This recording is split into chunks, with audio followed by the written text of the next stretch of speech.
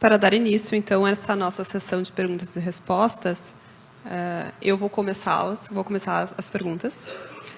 Lembrando que nós temos também a possibilidade de fazermos perguntas para aqueles que estão nos assistindo online. Também podem enviar comentários e eu posso lê-los aqui. So, in English, so the people that are hearing us online, you can make questions through the website, and I can read it here. Minha primeira pergunta, ela vai ter que ser introduzida com um pensamento de Israel Kirzner. Ele diz que o subjetivismo ensina, assim como Hayek, que para a economia não importa o que as coisas são, mas o que os agentes pensam que elas sejam. Ao tratar da economia do conhecimento, portanto, deveríamos analisar não o conhecimento, mas o que os agentes conhecem sobre o conhecimento. Mas a economia subjetiva, em especial a ação empresarial derivada da noção da ação, leva, ao contrário, à importância do conhecimento sobre o qual os homens não sabem nada em absoluto. Em outros termos, Kirzner procura compartilhar as noções de conhecimento subjetivo e realidades subjacentes existentes, independentemente daquele conhecimento subjetivo. E ainda num livro dele em específico, ele expressa: nós temos um paradoxo implícito no conceito de conhecimento, que temos que saber o que queremos saber antes de começarmos a pesquisar. Mas existem coisas que devemos saber sobre o que não sabemos que devemos saber, que continuam desconhecidas e não solucionadas. Então, a minha pergunta aos palestrantes, resumidamente, existem coisas que nós não sabemos, mas que devemos, através da ciência, buscá-las. Considerando a filosofia da Ayn Rand, inclusive expresso nossa apresentação prévia, facts are facts, fatos são fatos. Como nós evoluímos através da ciência na busca de coisas que não sabemos que não sabemos? Desculpa se ficou muito complexo.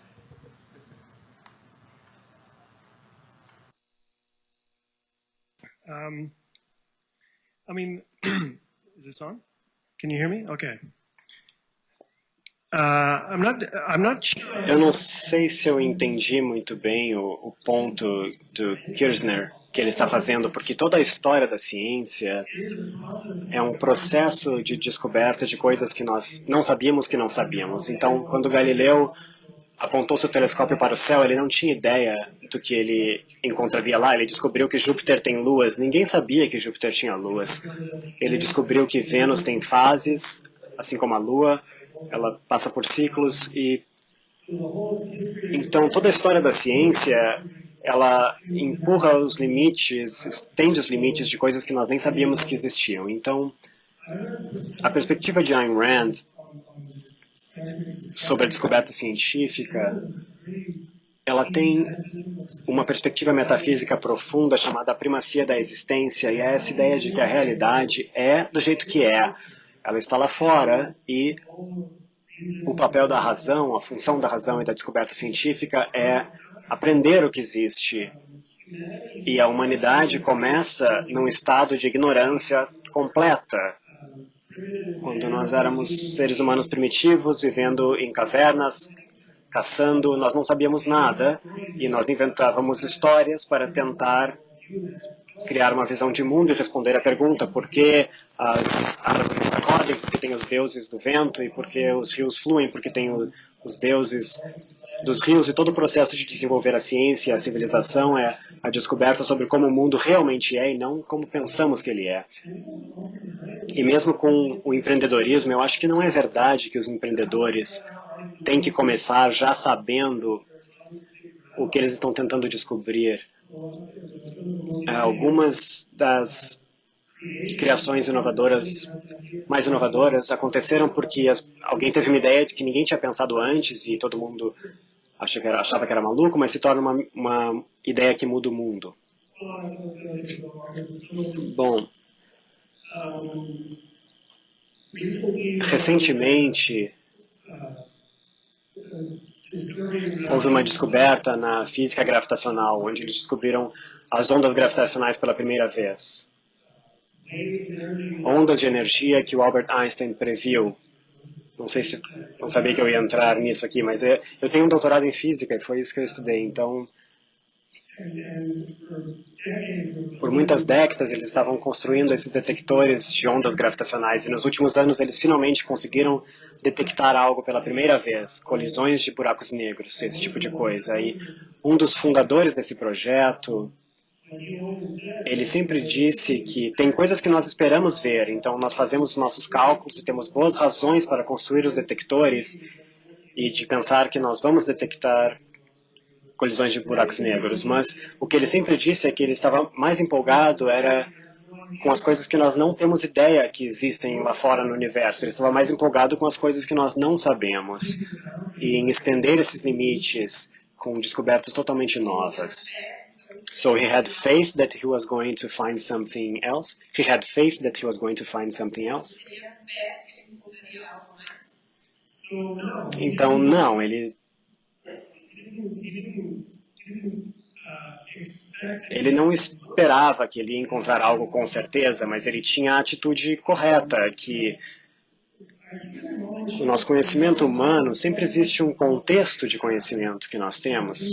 Tem coisas que nós sabemos e tem coisas que não sabemos. E tem coisas que não sabemos que não sabemos. As coisas que você não sabe que não sabe, você não pode ter expectativa sobre isso.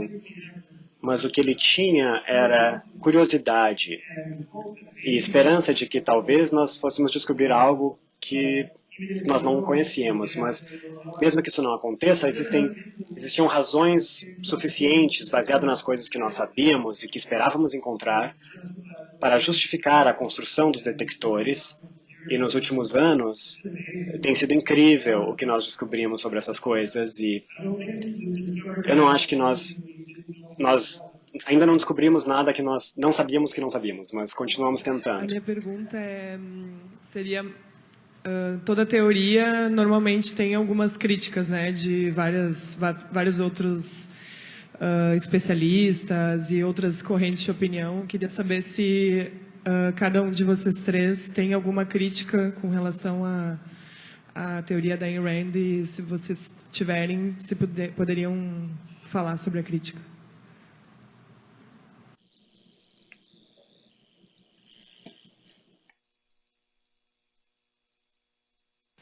Eu tenho 7. Não. De certa forma, é uma pergunta um pouco estranha de responder, porque, obviamente, a razão pela qual eu estou falando aqui hoje é porque eu estudei a filosofia objetivista por muitos anos, e acho que 25 já, faz 25 anos que eu estudo. Em um certo ponto, você estuda uma filosofia e você compara com as outras filosofias que você estudou na faculdade e na pós-graduação. Eu passei muito tempo na pós-graduação e você começa a ter uma ideia sobre quais são as questões essenciais e você percebe que você concorda com uma filosofia em seus termos fundamentais, então você se considera subscrever a essa filosofia. E eu acho que essa não é uma perspectiva que alguém adota do dia para a noite, não da forma correta, não se você aborda isso com honestidade intelectual. Eu conheço pessoas que entraram no seu estudo, não da Ayn Rand, mas de muitos filósofos, e eles emergem nisso e eles se convertem do dia para a noite. E eu acho que isso não é a forma correta de fazer. A pessoa deveria estudar cuidadosamente uma filosofia e fazer muitas perguntas críticas sobre isso.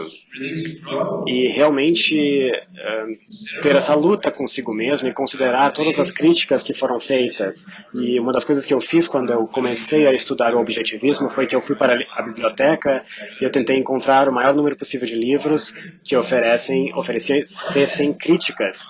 E existiam alguns nos anos 90, quando eu estava estudando objetivismo pela primeira vez, mas eu li e eu tinha simpatia por algumas das críticas, mas no meu caso, quanto mais eu estudava filosofia, mais certeza eu adquiri de que ela era a filosofia correta. Então eu não tenho hoje nenhuma crítica fundamental à filosofia, o que não quer dizer que eu concordo com Ayn Rand, com tudo que ela já falou sobre qualquer tópico.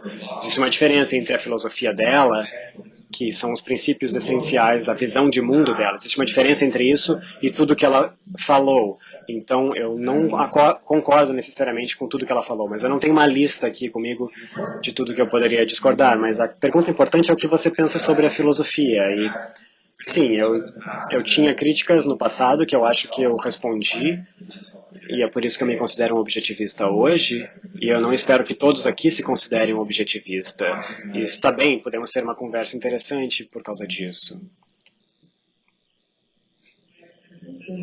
Eu acho que também existe...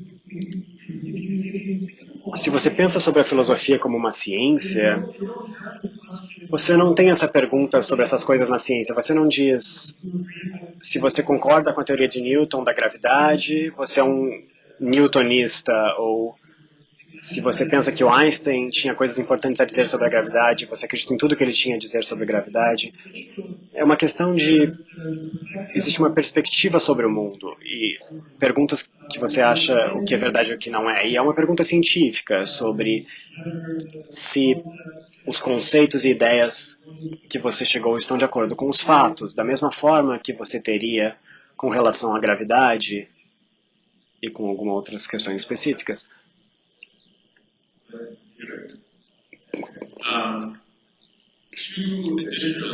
Duas coisas adicionais. Eu concordo com o que o Ben falou. Nem tudo que a Ayn Rand disse faz parte da filosofia dela. A filosofia é uma teoria sobre as bases da realidade e o relacionamento do ser humano com a realidade. De cada filósofo, seja Platão ou Aristóteles ou Kant ou Ayn Rand, tem uma teoria sobre um conjunto de questões e é deliberado, então delimitado. Então, Aristóteles disse muitas coisas que não faz parte da sua filosofia, a mesma coisa com Ayn Rand, mas também tem uma questão da aplicação dos princípios filosóficos a questões específicas, e vocês podem discordar com a aplicação que ela faz dos princípios em uma área específica. Esse não é um desacordo no nível dos princípios. Então, existem coisas, eu acho, em termos da filosofia, eu concordo com seus princípios. Isso não significa que eu concordo com todas as aplicações que a Ayn Rand fez dos princípios. Eu vou dar um exemplo. Eu concordo com... Ela tem um artigo sobre racismo e a virtude do egoísmo. Eu concordo com todos os princípios que estão articulados ali. Os princípios metafísicos e éticos e políticos. Mas eu não concordo com todas as aplicações específicas dela, do movimento dos direitos civis nos anos 60 que ela está discutindo. Mas para mim isso não é uma questão de discordar da filosofia, é um desacordo quanto à aplicação. E talvez ela pudesse me convencer que a aplicação dela estivesse correta e a minha errada. A filosofia é dela e eu vejo ela como um intelecto do nível de Platão e Aristóteles. Então, mesmo quando eu discordo da aplicação, eu sempre penso, sim, ela poderia me convencer de que eu estou pensando da forma errada e a aplicação dela está correta. A outra coisa a dizer é, para fazer uma distinção entre princípios e a sua aplicação, e depois a distinção de outras áreas do conhecimento, se ela está falando sobre psicologia, ela está falando de psicologia, não é uma questão filosófica. Então, dizer que você concorda com os princípios do objetivismo não é dizer que a Ayn Rand lidou ou respondeu a todas as perguntas filosóficas. Não é dizer que não existe mais nada para explorar e entender sobre a filosofia. E ela, até o momento da morte, estava explorando questões filosóficas. Eu acho que os dois ramos que ainda são onde tem mais descoberta é na epistemologia e na ética, sobre os princípios completos sobre como viver uma vida de autointeresse e felicidade. E a epistemologia estuda os princípios do conhecimento e ela estava bastante interessada nisso ao final da sua vida. Ela estava pensando em epistemologia, sua relação com a matemática, e se existe alguma coisa que você pode aprender da neurociência sobre epistemologia. E se ela tivesse vivido mais uns 10, 15 anos, eu acho que ela teria descoberto mais princípios, que seriam questões na filosofia. Então, dizer que você concorda com o objetivismo não é dizer que a filosofia está fechada ou foi concluída. E com relação à ciência, os cientistas vão dizer que você concorda com os princípios de Darwin. Então, a essência sobre o que Darwin descobriu sobre a evolução é verdadeira, mas ele não descobriu tudo sobre a evolução. Existem muitas coisas novas a serem aprendidas sobre biologia evolucionária, mas você pode dizer, eu concordo com Darwin e existe muito mais a ser descoberto. Essa é a minha visão com relação a Ayn Rand e a sua filosofia. Em primeiro lugar, eu queria agradecer o convite do Roberto Rachevsky, que quando eu perguntei a ele algumas questões sobre literatura em economia liberal, e ele me disse isso faz uma semana, ele disse, vai nessa conferência que tu vai aprender muito nessa área. Então, eu agradecer ao Roberto e agradecer a todos os conferencistas que realmente trouxeram um ar renovador, assim, pelo menos para a minha educação.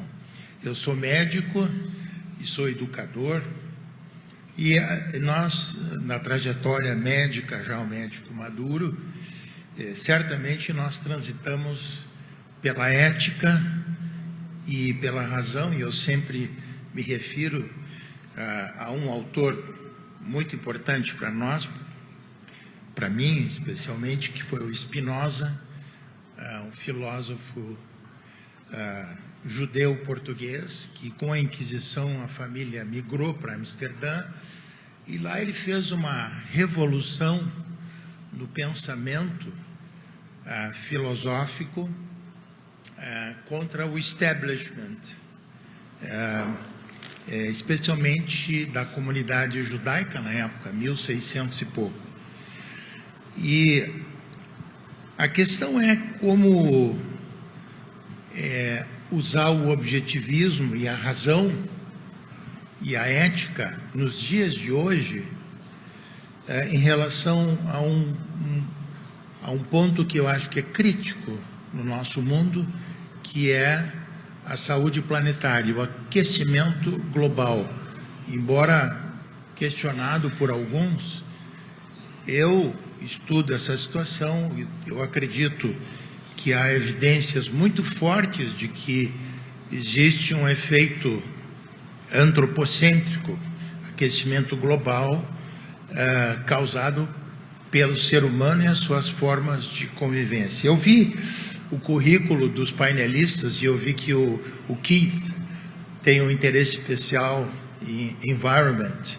Então eu perguntaria ao Keith e a todos o que nós podemos, uma vez acreditando que existe o aquecimento global, que as evidências são fortes, embora contestada por alguns, o que nós podemos fazer como atitude a nível de grande escala para a preocupação assim não é só com o governo no Brasil, que realmente é contraditório uma série de atitudes, mas o governo norte-americano. Os Estados Unidos saiu do Acordo de Paris, que para mim é um desastre, assim, né? Contradição com aquele grande país. Eu morei muitos anos em Filadélfia, então eu fico, como que os Estados Unidos, não é, chegaram contra toda a evidência que existe científica, e eu sou um cientista, além de médico, eu fiz pesquisa há muitos anos na universidade. Como é que aconteceu isso? E o que o objetivismo pode nos ajudar a mudar uma tendência de governos ou de nações? Então a pergunta inicia com o Keith, por favor. I think Keith is going to have something to say about the climate science question, but before he talks about that, I wasn't quite sure what the connection was in your question between the climate science and Spinoza. Did you want to clarify that any? Não, Spinoza é um autor, um filósofo, como tu sabes muito bem, que questionou o establishment dominante na época e que conseguiu, é um gênio que conseguiu abrir a filosofia para um outro caminho quanto à razão, que é tão citado e tão valorizado pelo objetivismo, e quanto à ética. Ele foi realmente uma pessoa, um marco na história da filosofia. Sim, eu estou de acordo com a sua afirmação sobre Spinoza. Eu não estou de acordo com todos os princípios da filosofia dele, muitas das coisas, mas a figura central, ele é uma das figuras centrais no iluminismo, especialmente uma coisa relacionada com a minha fala anterior. Ao pedir uma justificativa racional para as visões religiosas, ele escreveu um livro inteiro, um tratado filosófico político que mostra que não existe boa razão para acreditar a testemunha das antigas do antigo Bíblia. Então, a sua ética é uma história diferente já. É interessante porque, ao defender a razão, ele acaba defendendo um tipo específico de egoísmo racional, mas por motivos bem diferentes da Rand. Ele apresenta isso de uma forma geometricamente dedutiva, como abordagem para o conhecimento é ótimo, para a geometria eu acho que não funciona para a ética, tem que ser mais conduzido indutivamente. A ideia de fazer observações do mundo em volta de você é o objetivo da Rand. Mas mesmo assim, eu acho que o Spinoza é um herói do iluminismo.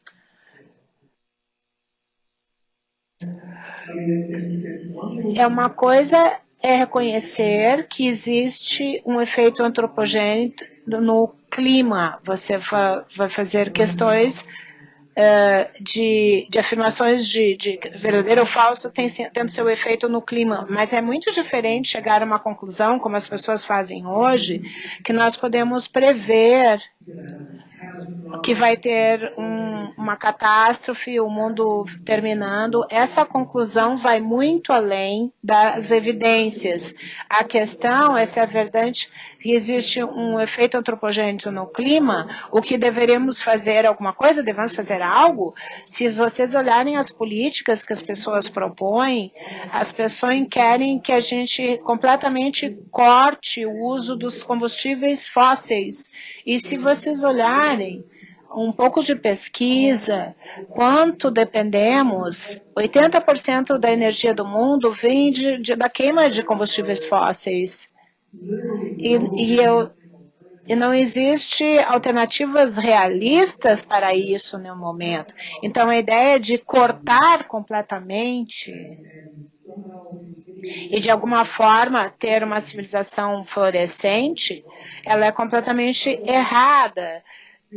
Cortar ou fazer esse alarme climático e cortar tudo seria uma catástrofe para final do mundo que traria danos para bilhões de pessoas no mundo.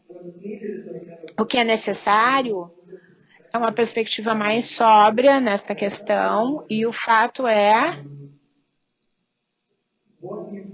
o que você encontra ao ver a história do desenvolvimento industrial. Quanto mais liberdade, quanto mais industrialização, a gente fica mais seguros em relação às catástrofes do clima. Veja o número de pessoas. Quando o furacão Katrina apareceu, o número de pessoas que morreu foi no número de milhares. Existem furacões históricos da mesma magnitude em países menos evoluídos, que eram centenas de milhares de mortos. Então, você tem que manter o capitalismo industrial, expandir a liberdade, o desenvolvimento industrial, continuar a usar combustíveis fósseis, e aí podemos nos proteger de riscos que que vamos enfrentar no futuro. É isso que eu diria. A ideia é que nós devemos ter as Nações Unidas, quanta energia as pessoas devem usar, eu não acho que seja uma boa ideia.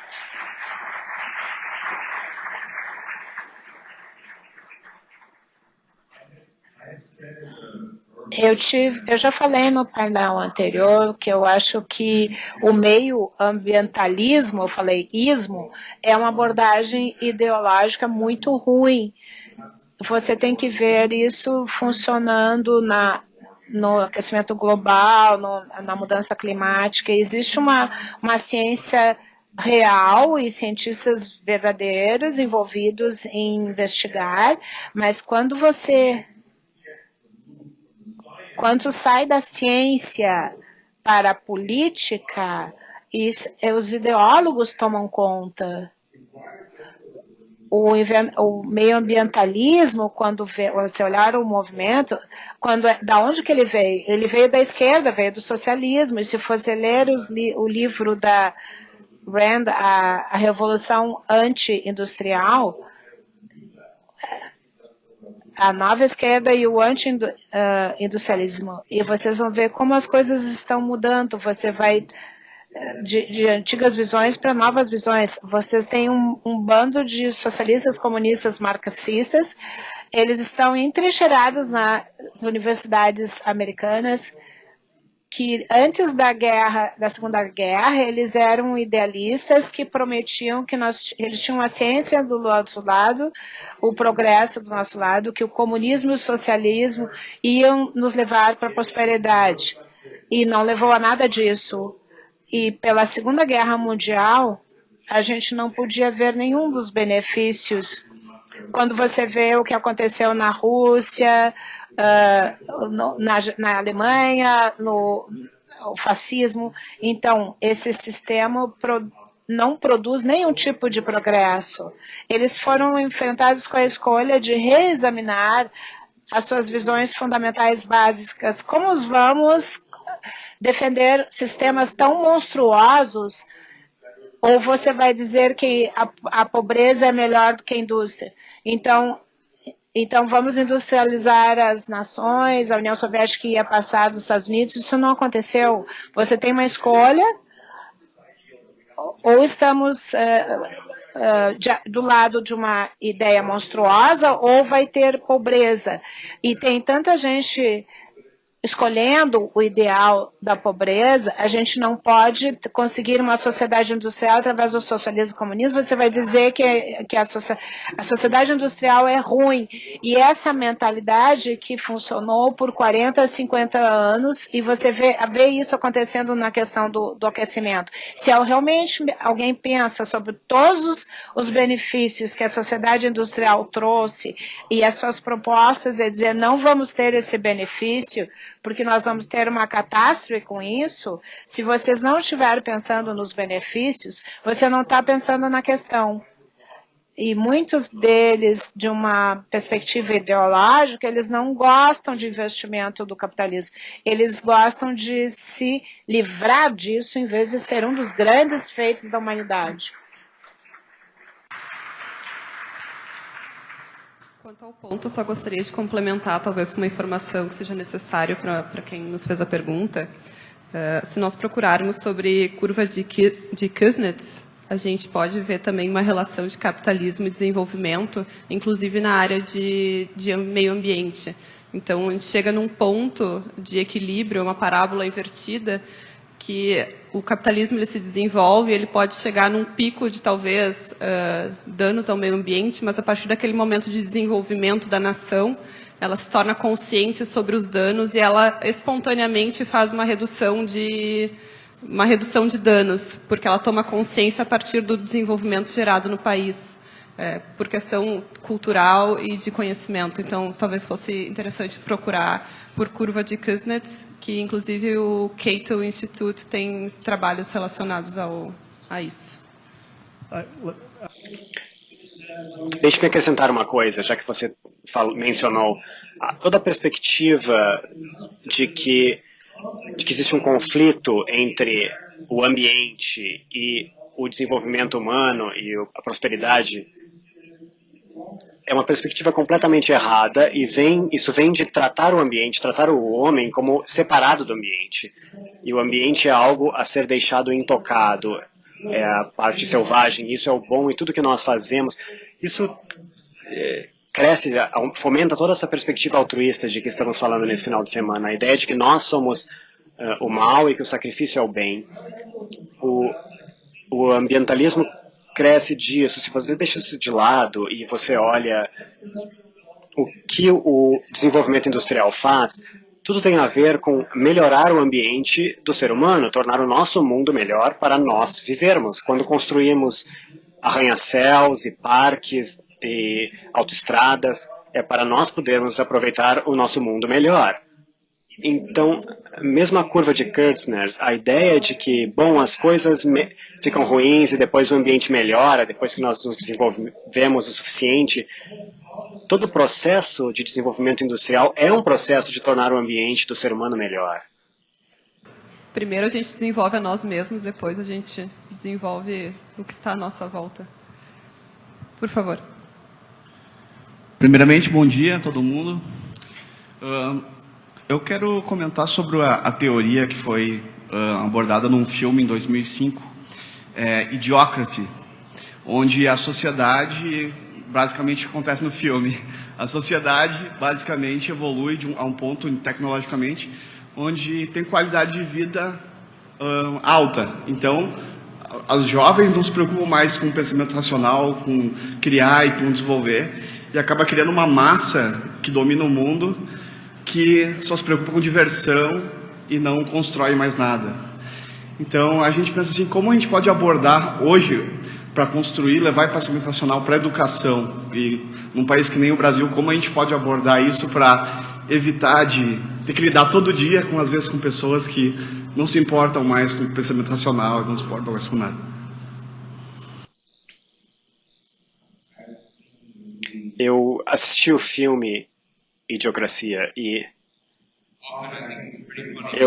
geralmente eu acho que é um filme muito engraçado, mas quando você dá um passo atrás e considera a questão que ele está levantando, na verdade não é muito engraçado ou divertido.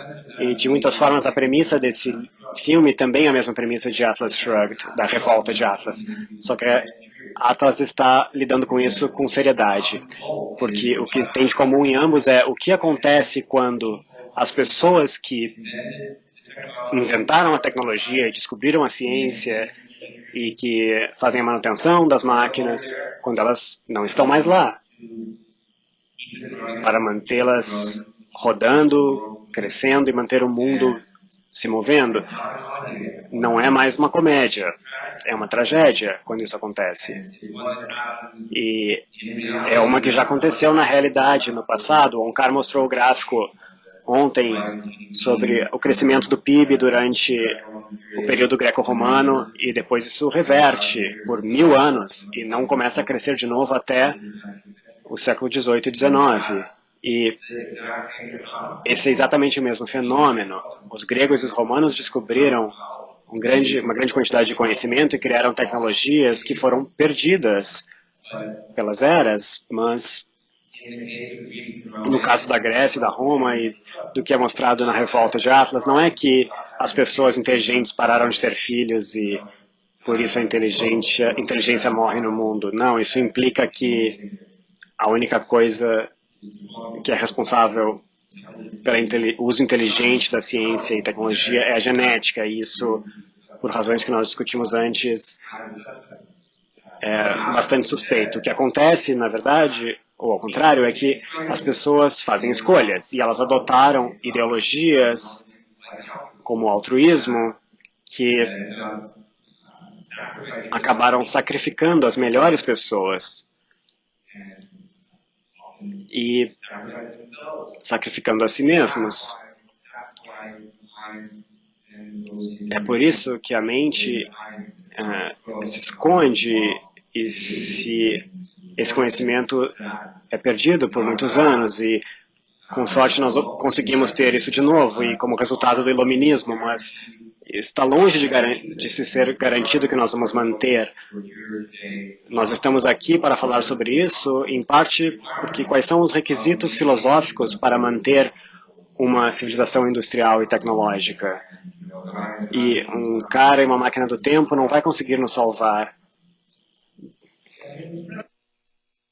A premissa do filme é engraçada, mas não é que é um retrato inevitável, de um futuro inevitável. Houveram períodos na história humana em que as pessoas valorizavam a razão e o aprendizado e o desenvolvimento, e não é que... Eu acho que você está certo em ver esse tipo de tendência no mundo de hoje. É assustador, mas não é inevitável e depende do estado da cultura.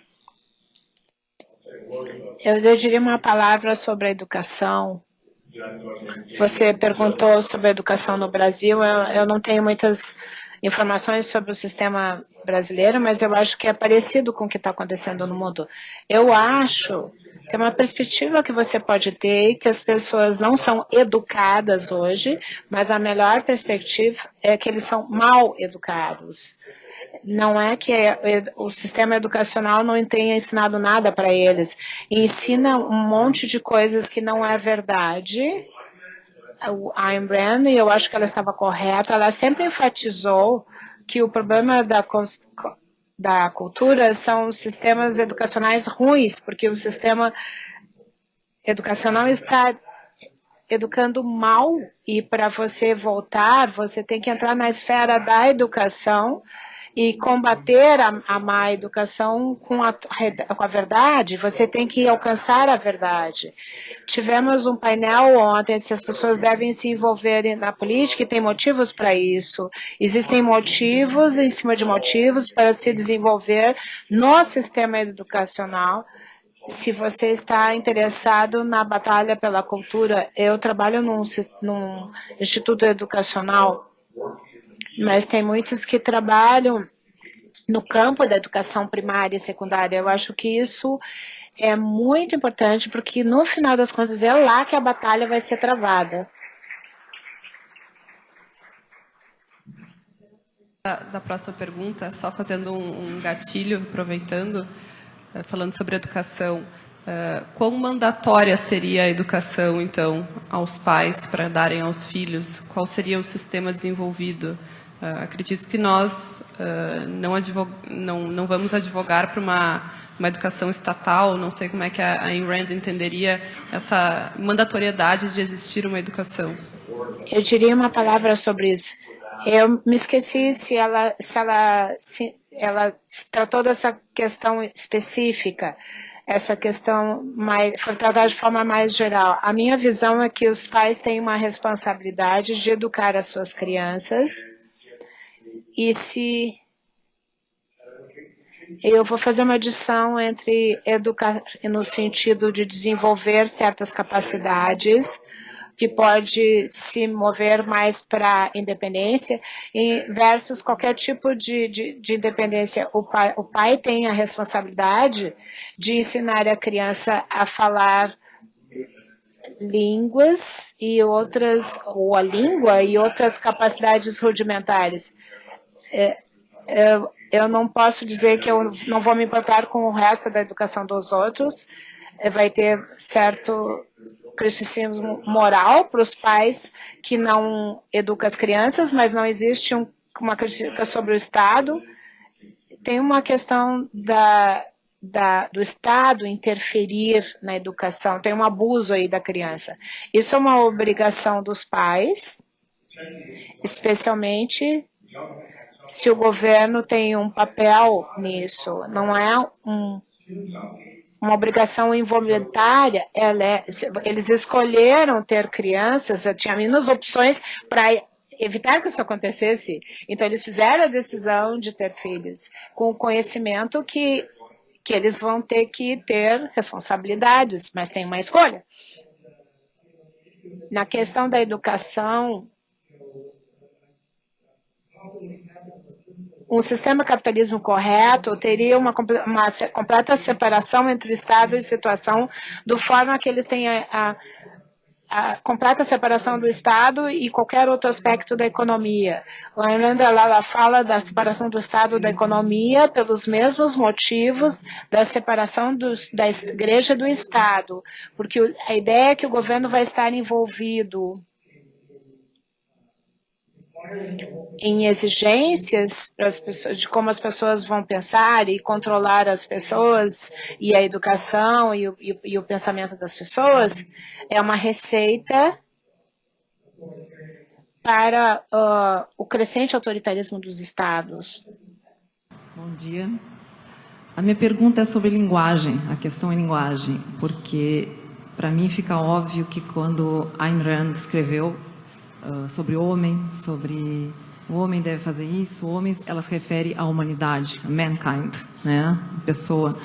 Mas 50 anos se passaram e eu entendo que se é uma filosofia boa a ser compartilhada, ela tem que chegar nas novas gerações e isso é uma coisa que hoje faz diferença. Então, às vezes, talvez não mudar o que ela disse, mas a terminologia, a maneira de chegar. Assim como o egoísmo, por mais que o que ela quis dizer não é aqui, não tem essa conotação ruim, mas por todos os lugares as pessoas entendem então como um termo negativo, talvez então seja também de buscar uma nova palavra. E eu pensei primeiro nisso, quando agora eu vi os princípios, e também uma camiseta que fala o homem deve ser, eu pensei, eu sou uma mulher, não é de colocar então uma pessoa. Acho que com isso a gente consegue chegar numa geração mais jovem que para essa geração isso faz diferença. Eu tenho algumas visões, eu não sei se vocês vão concordar ou não, vai ser interessante. Mesmo na forma como você forma a pergunta, a forma como a tradução chegou, você tem que falar sobre o man e humanidade, eu acho que tem uma questão de gênero, mas eu acho que eu entendi o que você quer dizer. Você pode dizer pessoa em vez de homem, por uma moça, isso faz uma diferença. Se vou colocar, nós temos mais homens que mulheres aqui, mas eu não estou julgando. Nós teríamos que tentar chegar a questões que preocupam jovens, senão não vamos mudar. E nós temos que mudar a linguagem para chegar ao nosso objetivo. Eu tenho uma visão. A primeira coisa a dizer, a maior parte, quando Ayn Rand estava falando sobre os direitos do homem, ou a vida dos homens, ou a natureza do homem, ela certamente estava pensando de uma forma neutra em termos de gênero, ela estava falando da natureza humana. Mas tem uma questão separada. Qual seria a melhor palavra para falar de uma coisa neutra de gênero? No meu próprio caso, eu não tenho problema com isso. Eu não tenho o tipo de objeções feministas que são oferecidas frequentemente para esse tipo de linguagem. A perspectiva feminista é que o pensamento das pessoas e a percepção da realidade é moldada pela linguagem. Nós temos que fazer as pessoas usar uma linguagem neutra em termos de gênero para eliminar os preconceitos sexuais. Mas eu não acho que é daí que vêm os preconceitos. Eles vêm de ideias filosóficas que as pessoas têm, várias formas de determinismo de acordo com a sua genética. Se você é um homem ou uma mulher, vai determinar o seu intelecto. A chave a ser feita dessa perspectiva, não, as pessoas têm livre-arbítrio, homens e mulheres. Eu não tenho a objeção feminista de dizer que tem formas mais produtivas de lidar com preconceito, mas tem muito a explicar quando se fala nisso. Eu poderia explicar numa conversa, mesmo que eu não esteja contra o uso da palavra homem. Você pode ler uma passagem da Ayn Rand e ver o que ela falava. Eu acho que existe um uso para uma linguagem mais neutra em termos de gênero, mas eu não tenho tempo para explicar aqui tudo. Eu estou de acordo. não para aumentar a abrangência da questão, mas seria um fenômeno interessante. A Ayn Rand, ela frequentemente é atacada ou pessoas que não gostam dela por pessoas que têm questões reais. Mulheres que têm modelos e não ficam pensando que a mulher pode fazer isso, ou onde fazer aquilo. Foi uma mulher filósofa que era um gênio num campo onde tem pouquíssimas mulheres, e elas têm trabalhos que são um dos mais importantes de personalidades femininas. Então, você está preocupada em promover ela dessa perspectiva. Isso é muito interessante, porque nunca se pensou nisso. Quase nunca aconteceu antes essa preocupação. Nós temos falado muito de ideologia, né? Aqui as perguntas são muito focadas em ideologia e não é à toa, porque a gente está realmente numa batalha pelo campo ideológico, né? A sociedade, a civilização se organiza pela forma como que o homem enxerga a si. Então ele constrói a sua sociedade em cima dessas ideias. E nós, de forma bem prática, né? Hoje no Brasil nós temos de maneira geral uma ideologia bastante altruísta, né? E é muito difícil, eu acredito, para você ganhar um apoio popular, um político, por exemplo, ganhar um apoio popular, dando um discurso contra uma universidade pública. No Brasil nós temos universidade pública, né? E nós temos muitas pessoas que se posicionam como liberais, né? E acabam tendo que se colocar numa situação onde eles têm que escolher entre manter um discurso ideológico e, por exemplo, eu estou pegando esse exemplo bem específico da universidade, dizer que é contra as universidades públicas e que elas têm que acabar, que é o meu pensamento, por exemplo, né? Ou defender ou tentar ganhar mais votos, chegar ao poder e fazer concessão nesse sentido de, não, de repente a universidade pública funciona, ela tem meios de viabilizar, né? E a minha pergunta aonde que é mais importante nós mantermos um discurso e focarmos numa educação, numa ideologia, ensinar as pessoas, e aonde nós temos que ceder, onde é mais importante ceder e tentar chegar ao poder. Eu queria dar o exemplo, eu queria que vocês respondam de uma forma prática, né? No caso das universidades públicas no Brasil, como vocês entendem que alguém que se diz liberal, deveria se posicionar nesse caso, por exemplo?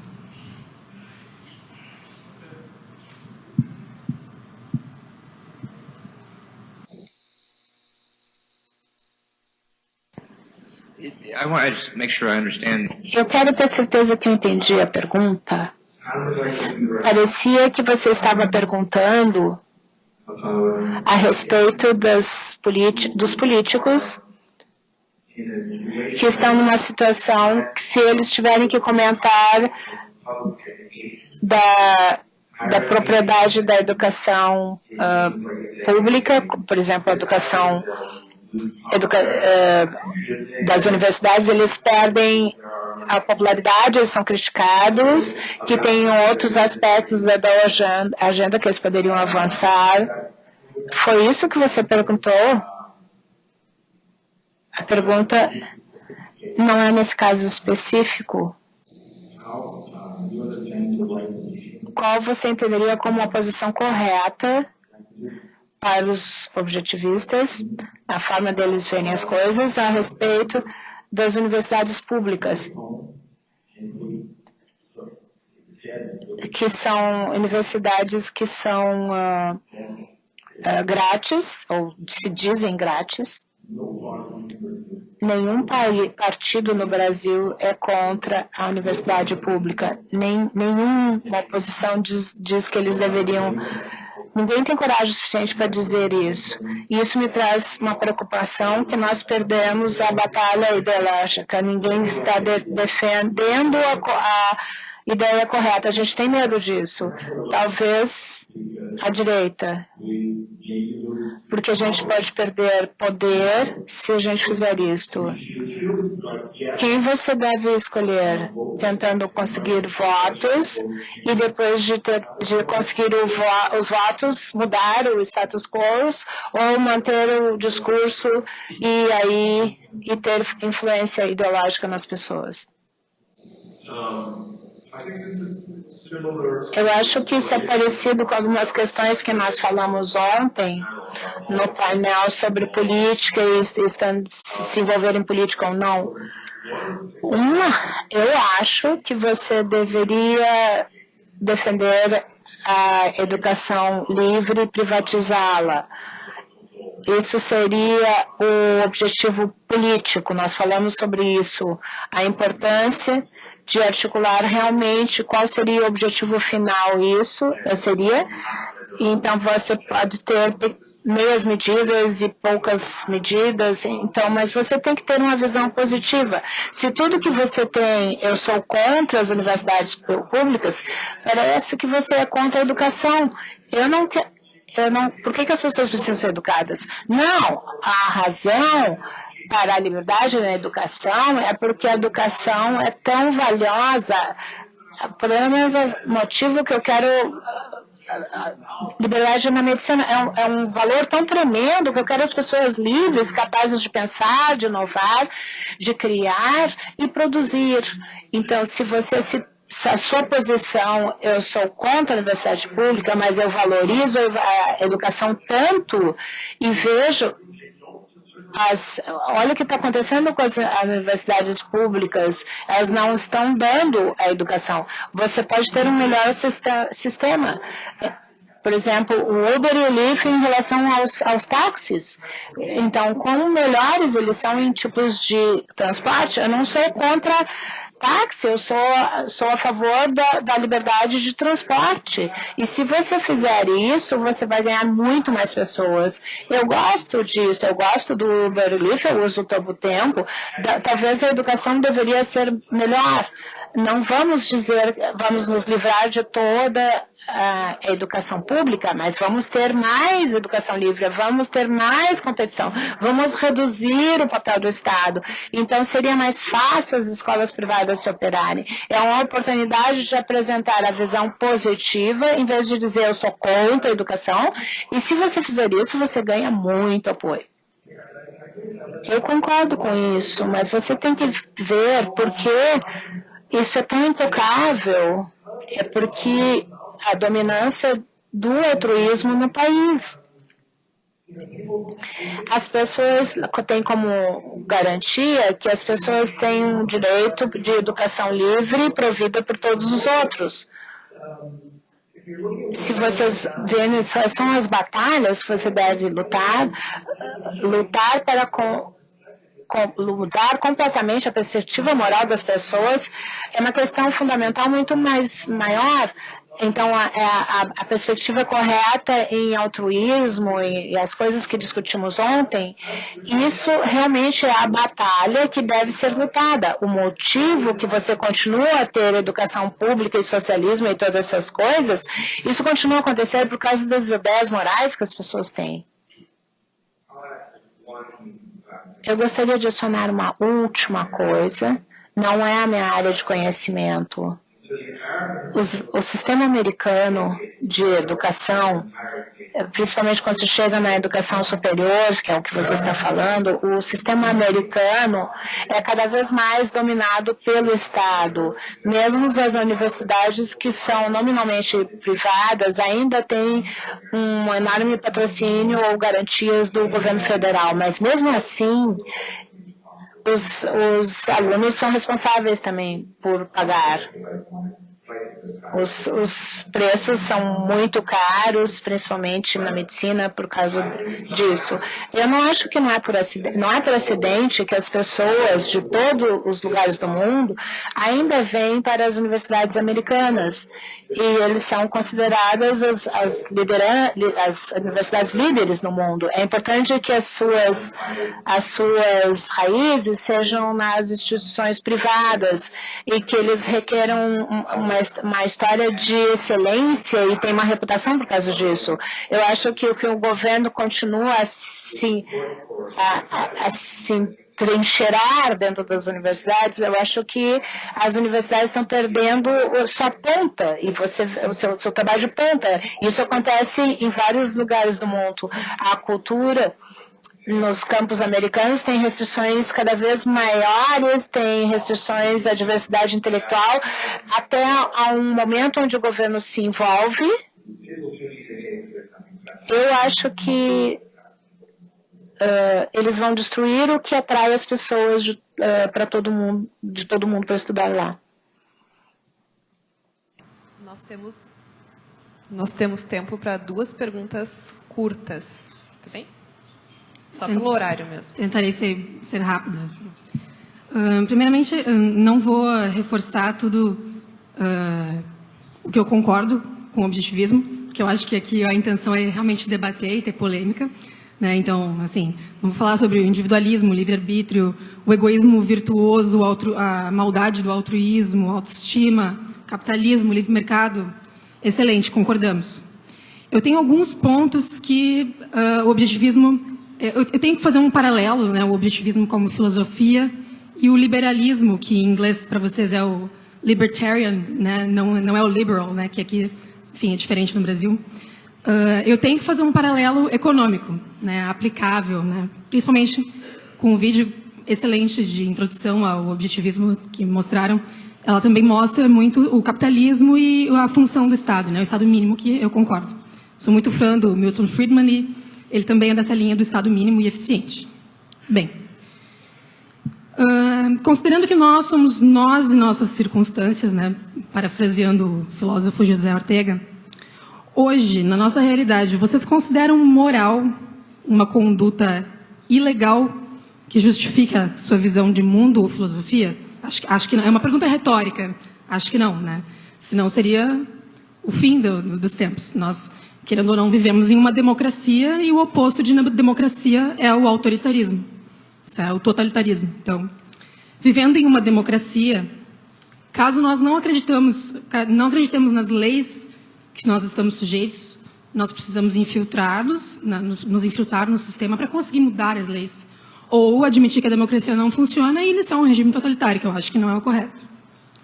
Partindo desse pressuposto, por mais que nós desejemos, né, no caso os objetivistas, né, uma realidade distante, como foi ressaltado ontem, né, onde o governo mínimo ele é sustentado voluntariamente, que eu acho que nós estamos bastante distantes disso, nós não podemos negar que a nossa realidade, hoje, nas nossas circunstâncias, isso é impossível. Né, hoje, estamos muito, principalmente no Brasil. Certo. O que me preocupa um pouco é que esse ideal, por mais que eu acho válido, acaba validando um pouco o pensamento de muita parte da direita, principalmente os jovens. Vou tentar ser um pouquinho mais objetiva. Ah, ok. Desculpa. Enfim, é a frase, o imposto é roubo, que inclusive hoje vi numa camiseta de um dos participantes, né, e que eu vejo bastante nas redes sociais, enfim. Vocês não acham que roubo, na realidade, seria ter um Estado inchado, ineficiente, corrupto, isso sim é roubo, com fundo partidário bilionário, e que nós deveríamos lutar para diminuir esse Estado e diminuir a corrupção, e não legitimar uma conduta ilegal de sonegação, de não pagamento de imposto, e sim modificar essa realidade? Desculpa. Resumidamente, eu acho que esse seria moral nós desobedecermos leis. Isso? Para, consequentemente, atingir um objetivo que a gente acredita. Desculpa qualquer tipo de confusão. Well, I don't think... Bom, primeiro, na maior parte dos países é ilegal descumprir as leis, então eu não vou fazer isso. Mas existe uma pergunta sobre se você pensa que o imposto é roubo, o que isso implica com relação ao leão? Eu diria, primeiro, que o governo é extremamente poderoso e você não quer ir contra ele em muitas questões, onde você não tem os meios práticos de se evadir disso. Então, a Ayn Rand, ela mesma, ela pagava seus impostos e ela achava que isso era a coisa certa a fazer, considerando todo o resto, considerando as penalidades que ela enfrentaria se ela não o fizesse. Eu não acho que ela defendia isso com base em princípios morais, ela defendia com base nessas consequências de curto prazo. Ela pensava que, eventualmente, o governo deveria ser financiado de forma voluntária, e eu acho que o Yaron falou sobre isso, como funcionaria no seu discurso ontem. Mas, claro, isso não é algo que vai acontecer cedo, e, enquanto isso, o governo vai ser financiado através dos impostos, e eu acho que você até pode ter a perspectiva de que, dentro da medida que temos que ter um governo, e como não existe uma forma alternativa de financiar, esse é um fato que você tem que aceitar. E como o Onkar especificou, é importante indicar, anunciar o ideal pelo qual você está trabalhando. Então, se você está trabalhando por, eventualmente, ter um sistema financiado de forma voluntária, anuncie isso e diga, nós temos esse tipo de sistema de impostos agora, mas que é uma transição para o outro sistema. Então, vamos eliminar primeiro esse gasto e aquele, antes de eliminarmos todos. E também tem uma questão separada aqui sobre como você lida com leis com as quais você discorda, quando você não tem a opção. E é sempre, em algum momento, é adequado desobedecer a lei.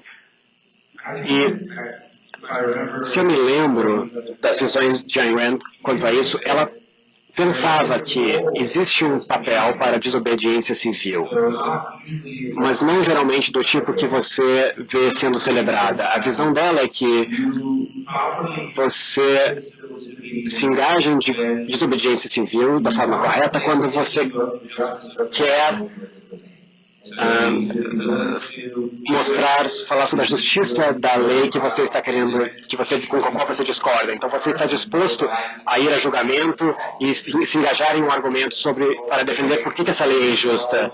Não é apenas desobedecer qualquer lei que nós não concordamos e não sermos responsabilizados por isso. Então, se existe uma razão para fazer isso, é para tentar mudar a mente das pessoas sobre a justiça da lei. E eu acho que nos melhores casos, no movimento dos direitos civis, nos anos 60, foi exatamente isso o que alguns dos protestantes estavam fazendo. Se você pensa em Rosa Parks, ela estava se engajando no tipo correto de desobediência civil, e nem todos fizeram isso.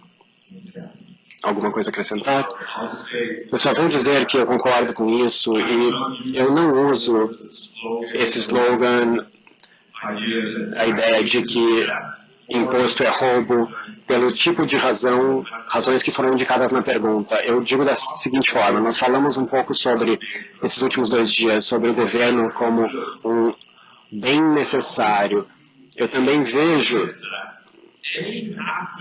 qualquer governo mais ou menos decente já é uma conquista muito grande. A vida, quando você não tem nenhum tipo próximo a uma forma de governo objetiva, é muito, muito ruim. Eu vivi em lugares que vocês podem chamar de anarquistas, onde não existe nada próximo a um monopólio sobre o uso da força. Então, não existe um governo real operando.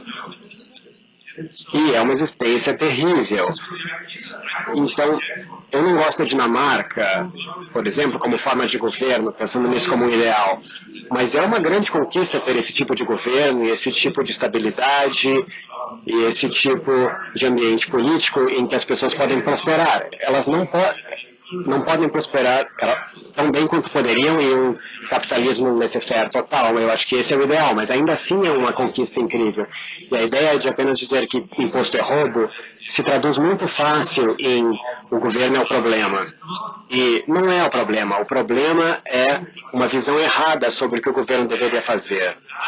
E existe uma grande diferença entre ter o sistema original americano de governo, com a ideia de que o objetivo do governo é a proteção dos direitos, e nós temos que taxar para desempenhar essa função do governo, e pensar que não, a função do governo é dirigir a vida das pessoas, dar educação gratuita e saúde, e regular as empresas, esse é o problema, e não que é financiada por impostos. E essa era parte da visão da Ayn Rand, a questão sobre como financiar um governo em um sistema laissez-faire total é o último tipo de pergunta, porque a questão crucial é qual é a função do governo. E quando você tem isso, entende isso, então aí vem a questão sobre como financiar o governo. Mas até que as pessoas pensem sobre qual é a função correta do governo, é aí que a batalha tem que ser lutada.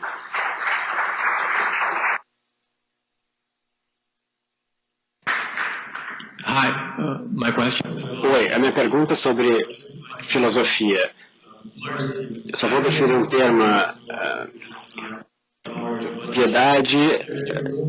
Existe algum espaço para a piedade na filosofia de Ayn Rand? Existe alguma coisa boa sobre isso? Você pode repetir a citação? Bondade mostrada em direção a alguém quando você tem o direito ou o poder de punir. Então é a definição de misericórdia ou piedade. Bom, como você definiu bondade mostrada com relação a alguém quando você tem o direito de punir alguém? Eu acho que isso chega na repudiação da justiça, repudia a justiça, e a Ayn Rand achava que a justiça era uma virtude crucial. Se alguém é mau e você decide quem sou eu para julgar, mostre outra face, ame seu inimigo. Eu espero que essas declarações do sermão na montanha, essa tradição cristã sobre a misericórdia, é no seu centro uma expressão da ética altruísta. Então, quando você está lidando com alguém mau, o autointeresse demanda justiça e demanda que você nomeie a pessoa como má, que você se desassocie dessa pessoa, e se você é um membro do sistema de justiça e seu trabalho é proteger a liberdade, a justiça demanda que um criminoso seja declarado culpado, que for declarado culpado seja punido. Misericórdia, às vezes, eu acho que é entendida em diferentes sentidos do que isso. E, às vezes, é invocada quando as pessoas pensam que algum tipo de punição é desproporcional ou excessiva em relação ao crime real. E aí se fala em um pedido, um chamado de misericórdia. E eu acho que, então, não é a forma correta de falar. Eu acho que também é uma questão de justiça. E você vê isso no sistema de justiça hoje. O melhor exemplo seria as leis sobre drogas, que proíbem o comércio de drogas, e você vê o que de outra forma seria uma atividade pacífica, não muito produtiva, mas pelo menos não está violando os direitos de ninguém, mas elas são punidas como se fosse um crime. Então a justiça pede para o fim desse tipo de lei. E se as leis vão estar nos livros, pelo menos a sentença deveria ser diferente do que é hoje, quando existem criminosos violentos, e as pessoas deveriam tentar lidar com esses ao invés.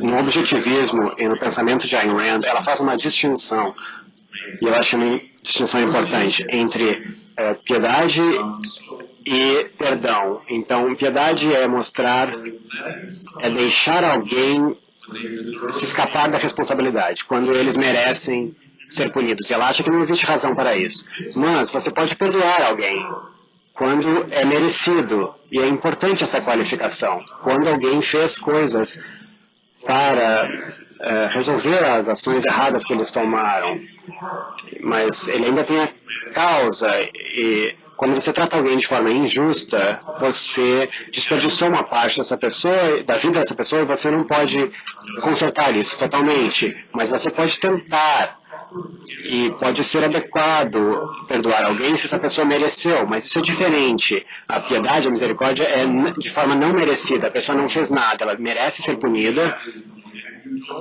e você não faz isso, e ela se opõe a isso, e muito disso aparece no Atlas, na Revolta de Atlas, e a diferença entre misericórdia e perdão. E como seria merecer o perdão? Existem coisas marcantes sobre isso. Eu vou tentar não contar a história para aqueles que não leram, mas tem um personagem que é tratado de forma muito injusta pela sua família. E eles estão, no final, suplicando a ele, porque ele deu as costas à família. Você não é capaz do perdão, e a atitude dele é sim, eu seria, se vocês merecessem. E a visão dele sobre o que seria necessário para eles merecerem o perdão não é muita coisa, mas nem isso eles fazem. Então, o Ben falou isso. O Atlas tem muito a ver com a justiça, então tem questões de misericórdia e perdão nele também. Então, se você está interessado na visão de Rand sobre isso, eu recomendaria ler esse livro.